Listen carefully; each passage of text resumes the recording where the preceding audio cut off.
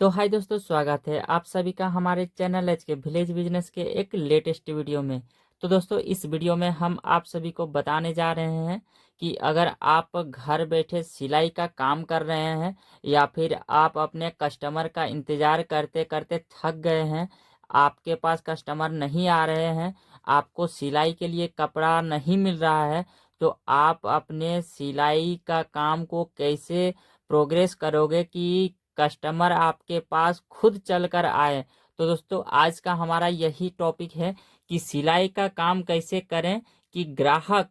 खुद दौड़कर हमारे पास आए और हमें सिलाई के लिए कपड़ा दें। यानी कि हमारा जो होता है दोस्तों सिलाई सेंटर यानी कि बुटीक का जो काम होता है, वो अगर यदि हमारा नहीं चल रहा है, हमारे पास कस्टमर नहीं आ रहे हैं, हमारे पास कपड़े नहीं आ रहे हैं, तो हम किस चीज पर या फिर किस टॉपिक पर न मतलब ध्यान दें कि हमारे पास खुद चलकर कस्टमर आए और हमारे पास कपड़े का भरमार हो और काम का भरमार हो, ताकि हम काम को अच्छे तरीके से और पूर्ण रूप से कर पाएं। तो दोस्तों, हम इसी टॉपिक को लेकर आज बात करने वाले हैं। तो इस वीडियो को आप सभी बिल्कुल बारीकी से देखिएगा, क्योंकि इस वीडियो में हम बहुत ही इम्पोर्टेंट बात बताने वाले हैं आप सभी को कि अगर आप घर में सिलाई का काम कर रहे हैं, गांव में हो या फिर मार्केट में, तो आप किस तरह से काम करोगे कि कस्टमर आपके पास दौड़ा आ जाए। ठीक है, तो सबसे पहला नंबर है कि सिलाई का काम कैसे करें। तो सबसे पहला नंबर दोस्तों, आप जो भी सिलाई का काम जानते हो, ब्लाउज का हो कुर्ता मतलब जैसे कि कुर्ती वगैरह हो, या फिर लेडीज का जो भी काम हो,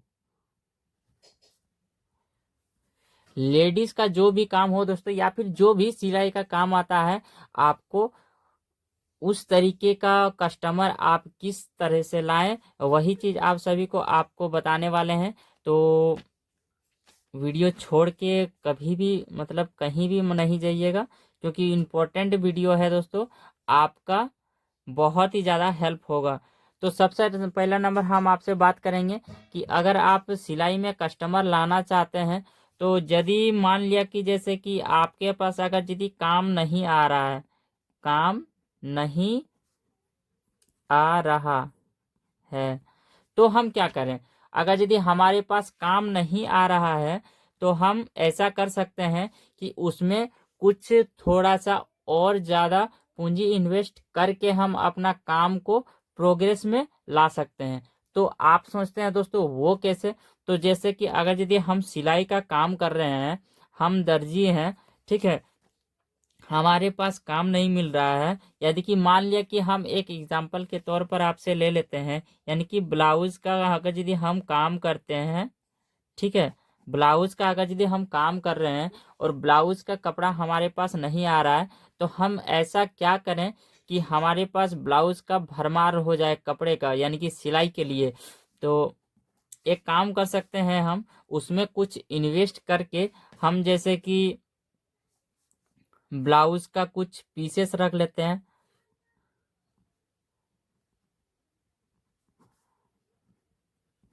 कुछ ब्लाउज का पीस रख लेते हैं, ठीक है, एक नंबर, यानी कि एक नंबर हम कुछ ब्लाउज का पीस रख लेते हैं। उसमें होगा कि जैसे किसी के पास अगर यदि या फिर कोई अगर यदि जैसे कपड़े का दुकान में जाएगा, कपड़े का पीस लेगा, ब्लाउज का पीस लेगा, तो ही ना आपको आके सिलाई का मतलब सिलाई के लिए आपको देगा। तो उससे बेहतर है कि आप खुद से अपना ब्लाउज का पीस रखो ना अपने दुकान पर। यानी कि आप अगर यदि अपने दुकान पर खुद से ब्लाउज का पीस रखते हो, तो अगर यदि कोई भी कस्टमर अगर यदि उसको पता है कि आपके आपके पास ब्लाउज का पीस मिलता है, यानी कि ब्लाउज का कपड़ा मिलता है, तो वो सोचेगा कि चलिए चलते हैं वहीं पर, कपड़ा का पीस भी ले लेंगे और सिलने भी हम दे देंगे। उसमें होगा कि कपड़े में भी आपको एक प्रॉफिट मिलेगा,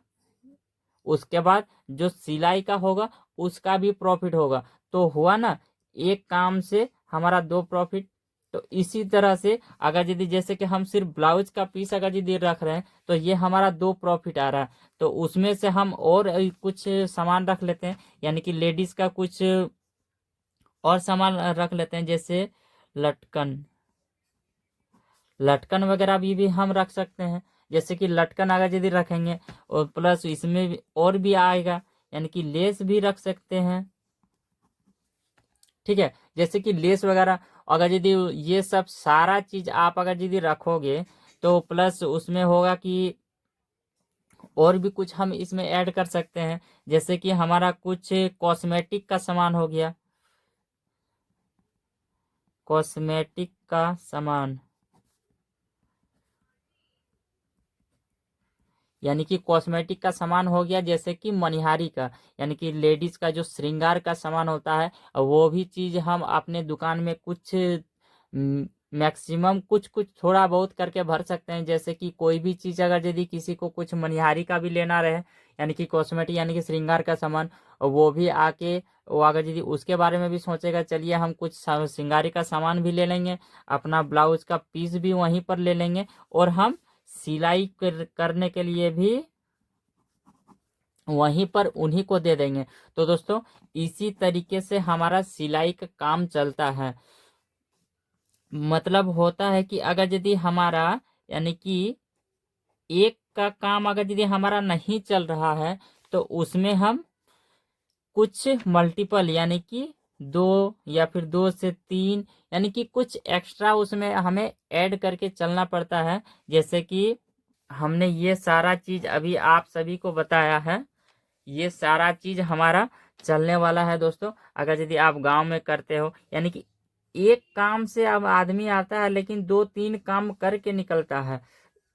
यही होता है। यदि कि हमारा अगर यदि ब्लाउज यानी कि सिलाई का काम अगर यदि हमारा ठप चल रहा है, ठीक है, यानी कि उसमें हमारा अभी काम कम चल रहा है, तो होता है कि आदमी ये भी अगर यदि सामान लेने आए तो अगर यदि उसको ज़रूरत नहीं भी है, तो अगर यदि उसमें कपड़े का रंग, यानी कि रंग अगर यदि अच्छा अगर यदि उसको लग गया, पसंद लग गया, तो हो सकता है कि 2 पीस ले ले और आपको सिलाई के लिए दे दे। तो हुआ ना, जैसे कि इसमें अगर यदि इसके काम से आया और ये अगर यदि उसको मिल गया तो आपको ये भी मिल गया। यानी कि सिलाई का काम लेने का यही दोस्तों बहुत अच्छा मतलब